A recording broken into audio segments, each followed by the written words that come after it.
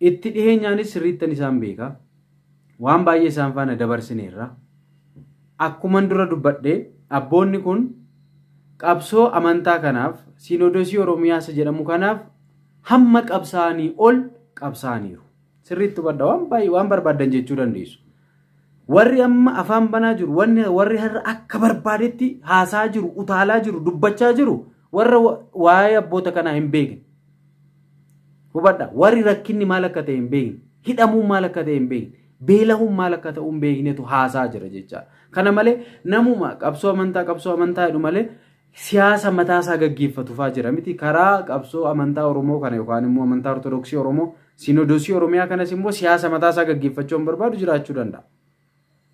Kanaaf iyyuu abboonni kun dhiiganiiru hidhamaniiru beelaaniiru aarsaa kaffaluu qaban hunda kaffalanii fixaniiru. Ilaala amma kanallee ani isaan faana amma ta'e rakkina darara guddaa argaa jiru uummata Wallaggaa qofa. Hubadha uummanni Wallaggaa abboota kana nuu fidaa halkanii guyyaa hanga har'aa hanga dheengaddaatti illee uummanni hidhamaa jiru ijoolleen hidhamaa jiru tajaajiltoonni ari'atamaa jiru. Kanaan achi eenyutu abboota kana garagarii ilaalee beeka manni kiraa biyya alaa biyya keessa abboota kanatti gurmaahanii namumti ani Oromoodhaaf hin jedhu jecha Sinodosii biraa maddiitti mana kiristaanaa Oromiyaa jedhanii akka banan abboota kanatti taphachaa turaniiru jecha maqaa abboota kana addeessaa turaniiru jecha ilaala. Kanaaf abboonni kun amma danda'an qabsaaniiru itti dhiiganiiru rakkina hedduu arganiiru jecha hidhaman argitaniiru waan aarsaa amantaa abbaan tokko kaffaluu danda'u kaffalaniiru waaqayyo hin eeyyamne kanaaf achi deemuu isaanii kana akka hin taanetti akka laalle jecha dhiifama gaafachuun ko namni yoo yakke yoo amantaa isaarraa bahe gara mana kiristaanaatti deebi'aniiru faa jedhama. Abboonni kun mana kiristaanaatti hin baane akkasiis hin jedhamu. Mariidhaaf haasaadhaaf deemame illee yoo jedhame malee dhiifama namni gaafatu nama balleesse. Abbaan kun immoo balleesse. Kan isaan muudee har'a kan mana kiristaanaa Ortodoksii Tawaahidoo Itoophiyaa walitti qabaadha. Eenyu eebbifamuu Abuuna Saawuroos harka isaaniitiin muudan. Dogongora miti jechaadha. Inni muudee dhiifama gaafachuu qaba ture miti. Abuuna Saawuroos dhiifama hin gaafanne. Maaliif waan sirrii waan godhaniif yeroo sunitti. Ittaafufuu baatan malee jechaadha. Kanaaf abboonni deemanii dhiifama gaafatanii warri jettanii odeessitanis dhiisa. Dhiifaman jedhamu. Amantaa yakkine, amantaan balleessine, amantaa hin ganne. Abboonni kun jechaadha.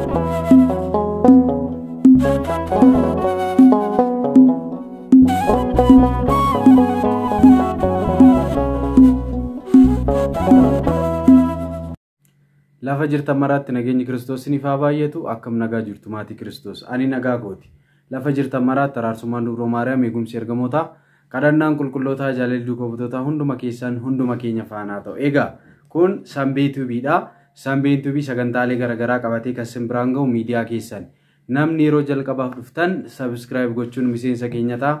Egaa YouTube keenya kana jalatti wantoota garagaraatu darba ergaa gorsa garagaraa faarfannaa barnoota garagaraa darba waan ta'eef subscribe godhaa isiniin jechuun barbaada. Egaa guyyaa har'aa kana immoo saatii booda keessa wanti dhagahame tokko ni jira jechaadha. Isa irratti egaa manni kiristaanaa Ortodoksii Tawaahidoo Itoophiyaa ibsa ni kenna yookaan immoo wanti karaa miidiyaa darbu ni jira waan ta'eef isa yeroo muraasa booda isiniif hin gadhiisa isiniif hin dabarsa jechaadha. Egaa amma maal jechuun barbaade abboonni Sinodosii Oromiyaa teessoo Abuuna Pheexroos dhiifama gaafatanii wanti jedhu miidiyaa irra jira jechaadha. Eeyyeni egaa isaan keessaa abboota afurtu ture afran sun keessaa abboonni sadii eebbifamuu Abuuna Alaazaar dhiifama eebbifamuu Abuuna Iyyaasuu eebbifamuu Abuuna Miinaas akkasumas eebbifamuu Abuuna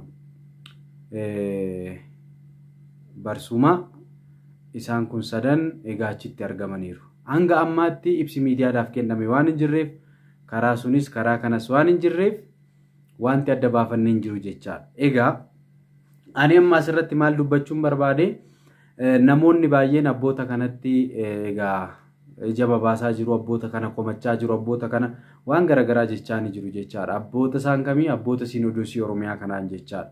Egaa akka jedhamaa jirutti abbaan Alaazaar akka achi hin dhaqnedha.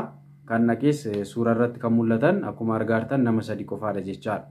Abboota sadan qofaadha jechaadha. Egaa wanti ta'aa jiru kuni egaa nuti erga wanti kun amajjii bultii 14 yeroo suni kaasee erga waan kun gaggeeffamaa tureeti aarsaa nuti kaffalle nutu beeka rakkina guddaa argineerra aarsaa hedduu kaffalleerra nu caalammoo abboonni kun itti dafqaniiru itti dhiiganiiru itti rakkoo arganiiru itti godaananiiru itti hidhamaniiru itti beelahaniiru jechaadha dhugaa dubbachuuf yoo ta'e egaa abboonni kun waan baay'ee aarsaa baay'ee itti kaffalaniiru waggaa kana hunda jechaadha kan sin ajaa'ibu Sinodosiin Oromiyaa sun hundaa'in dura akkuma abboonni kun filatamaniin abbaa Saawuroos abbaa Eustaatiyos abbaa Zeenaa Maarqoosiin erga muudamanii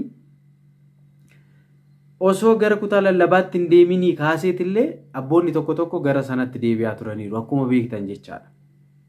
Hubadhaa. Deemanii harka kennaa turan jechaadha. Dogongorreetii maal dhadhan dhiifamu gaafachaa turan. Yeroo sunii kaasee abboonni hunduu deemanii qaxaramanii qarshii isaaniitti deebi'an jechaadha. Abboonni keenya isaan kun garuu cichoomanii imaanaa uummataati qabsoo uummataati jedhanii qabsoo uummataa kana qabatanii taa'aa turan jechaadha. Egaa kutaa lallabaa ni qabu abboonni kun jechaadha keessattuu wallagga afran qabataniiru. Dhugaa dubbachuuf keessaan haa ta'u malee yookaan immoo namni dhuunfaan darbee haa gargaaru malee abboota kana isin achitti maqaa abboota kanaan haa qaddafamu malee kutaan lallabaa abboota kana gargaare muraasa. Yoo gargaaranis yeroo hunda miti jechaadha. Abboonni kun rakkina hedduurra turaniiru jechaadha. Kanaafiyyuu amma ani gabaabumatti maal jechuun barbaade waa'ee abboota Sinodosii Oromiyaa kana gabaabumatti kanan jechuu barbaadu. Itti dhiheenyaanis sirriittan isaan beeka. Waan baay'ee isaan faana dabarsineerra. Akkuman dura dubbadhee abboonni kun qabsoo amantaa kanaaf Sinodosii Oromiyaas jedhamu kanaaf hamma qabsaanii ol qabsaaniiru. Sirriitti hubadha waan baay'ee waan barbaadan jechuu dandeessu. Warri amma afaan banaa jiru warri har'a akka barbaadetti haasaa jiru utaalaa jiru dubbachaa jiru warra waa'ee abboota kanaa hin beekne. Hubadha warri rakkinni maal akka ta'e hin beekne hidhamuun maal akka ta'e hin beekne beelahuun maal akka ta'u hin beeknetu haasaa jira jecha. Kana malee namuma qabsoo amantaa jedhu malee siyaasa mataasaa gaggeeffatu fa'aa jira miti karaa qabsoo amantaa Oromoo kana yookaan immoo amantaa Ortodoksii Oromoo Sinodosii Oromiyaa kanas immoo siyaasa mataasaa gaggeeffachuu barbaadu jiraachuu danda'a. Kanaafiyyuu abboonni kun dhiiganiiru hidhamaniiru beelaaniiru aarsaa kaffaluu qaban hunda kaffalanii fixaniiru. Ilaala. Amma kanallee ani isaan faana amma ta'e rakkina darara guddaa argaa jiru uummata Wallaggaa qofa. Hubadha. Uummanni Wallaggaa abboota kana nuu fidaa halkanii guyyaa hanga har'aa hanga dheengaddaatti illee uummanni hidhamaa jiru ijoolleen hidhamaa jiru tajaajiltoonni ari'atamaa jiru. Kanaan achi eenyutu abboota kana garagarii ilaalee beeka. Manni kiraa biyya alaa biyya keessa abboota kanatti gurmaahanii namumti ani Oromoodhaaf hin jedhu jechaadha. Sinodosii biraa maddiitti mana kiristaanaa Oromiyaa jedhanii akka banan abboota kanatti taphachaa turaniiru jechaadha. Maqaa abboota kanaa addeessaa turaniiru jechaadha. Ilaala. Kanaaf abboonni kun amma danda'an qabsaaniiru itti dhiiganiiru rakkina hedduu arganiiru jechaadha. Hidhaman argitaniitu. Waan aarsaa amantaa abbaan tokko kaffaluu danda'u kaffalaniiru. Waaqayyo hin eeyyamne. Kanaaf achi deemuu isaanii kana akka hin taanetti akka hin laallee jechaan jiran. Hubadhaa. Kanaafiyyuu amma abboonni kun aarsaa hedduu kaffalaniiru. Waan baay'ee godhaniiru. Kan faana qabsaan yeroo hedduu kan faana qabsaan abboota kan faanallee qabsoo kanaaf jecha kan walitti bu'an jiru. Waan baay'eetu jira jechaa. Hubadhaa. Dhugaa dubbachuuf manni kiraallee waan nyaatanillee ija namaa ilaaluun hammam. Abboonni kun ikkoo barbaadanii miti wanni jedhan muudaman waaqayyo isaan muude imaana uummataa nyaannoo jedhaniiti. Imaana uummataa nyaachuun amantaa ganuurraan addan baasni abboonni kun kanattidha jechaadha. Kanaafiyyuu abboota kanarraa bu'aa. Abboonni kun aarsaa hedduu kaffalaniiru. Abboonni kun rakkina hedduu keessa darbaniiru. Abboota kana maqaan xureessina abboota kana hin addeessina adaraa waaqayyo. Namoonni tokko jirtu waan ta'eef jechaadha. Cal jettanii kan odeessitan. Amma Feesbuukii faarra yoo deemtan namoonni tokko naasa'u akkuma isaan itti dhufetti. Ofii kee mana kee keessa jiraachaa ofii nyaattee dhugaa waan garagaraa wanneettee utaaltee bahee baatee galaa abboota kanatti quban qabiina. Dhugaan siniin jedhaan. Warri wal beeknus, warri walitti dhufnus, warri qabsoo kana keessa wajjin turrees sirriitti beekna jechaadha. Ani akka dhuunfaa kootti qabsoo kanaan waan hin buuse, waan hin ta'e, waan argadhe anatu beeka. Waan narra geesse anatu beeka. Waan an dhabee anatu beeka. Sinii galee. Kanaafiyyuu ammas taanaan abbaa beluu kana godhee hin gane akkas abboota kanatti hin dubbatiina. Ilaala. Kanaaf ammas osoo hin gahiin tokkommoo kanan sinitti himu. Abboota kana gara mana lubummaa waliigalaa kana xaqalaa beeta kanatii jedhamu bakka eebbifamoo paatriyaarkiin jiran bakka sun dhaqani malee maaltu akka ta'aa jiru wanta adda baafame tokko hin jiru. Ammas miidiyaan holola jaalata waan ta'eef jechaadha. Kana jechuun koo deemanii dhiifama gaafatanii jiru. Abboonni kun dhiifama hin gaafanne. Dhiifama gaafachuun koo namni yoo yakke yoo amantaa isaarraa bahe gara mana kiristaanaatti deebi'anii rufaa jedhama. Abboonni kun mana kiristaanaatti hin baane akkasiis hin jedhamu. Mariidhaaf haasaadhaaf deemame illee yoo jedhame malee dhiifama namni gaafatu nama balleesse. Abbaan kun immoo balleesse. Kan isaan muudee har'a kan mana kiristaanaa Ortodoksii Tawaahidoo Itoophiyaa walitti qabaadha. Eenyu eebbifamuu Abuuna Saawuroos harka isaaniitiin muudan dogongora miti jechaadha. Inni muudee dhiifama gaafachuu qaba ture miti. Abuuna Saawuroos dhiifama hin gaafanne. Maaliif waan sirrii waan godhaniif yeroo sunitti itti hafufuu baatan malee jechaadha. Kanaaf abboonni deemanii dhiifama gaafatanii warri jettanii odeessitanis dhiisa. Dhiifama hin jedhamu.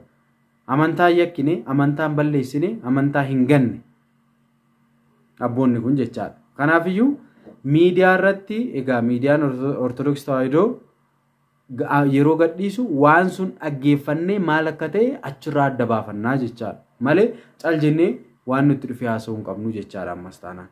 Kana sirriitti hubadhaa. Ilaala. Irraan sinii deebi'a. Abboonni Siinodoosii Oromiyaa mana lubummaa waliigalaa deemanii dhiifama gaafataniiru jedhamee inni odeeffamu kuni abboonni kun dhiifama kan gaafatan yoo amantaa ganan yookaan yoo yakkan yoo balleessan kan isaan muude Phaaphaasota sadan abbaa Saawuroos, abbaa Usxaatiyosii fi abbaa Zeenaa Maarqos miti. Isaan dhiifama hin gaafanne yakkineerra jedhanii maaliif waan sirrii waan godhaniif jechaadha. Eebbifamoo Abuuna Saawuroosii sama walitti qabaa mana lubummaa waliigalaati. Kan mana kiristaanaa Ortodoksii jechaadha.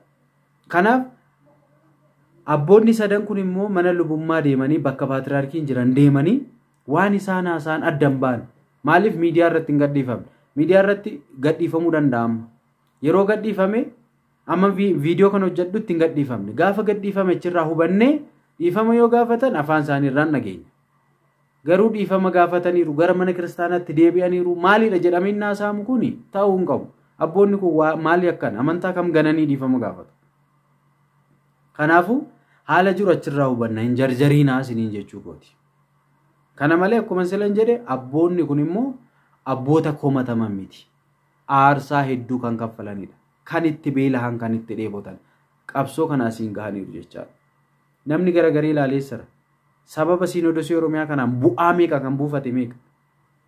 Aangoo kan argate, kan bakka qabate, kan abbaa miindaa ta'e, kan abbaa qarshii ta'e, kan abbaa makiinaa ta'e, kan abbaa qabeenyaa ta'e meeqa jira? Abboota kana garuu eenyu garagaree ilaale? Kana sirriitti hubachuu qabna. Kanaafiyyuu wanti ta'e hundi fedha Waaqayyootiin ta'e waan ta'eef waan Waaqayyoo kaa'e eegna.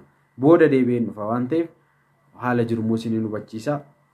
Hanga ammaatti kan nufaana ture Waaqni abboota keenya maqaa isaa kan kabajameef kan ulfaate nuuf haa ta'u eebbifamaa galatooma. Sheer akka gootan laayik akkanaa gootan hin barbaada galatooma.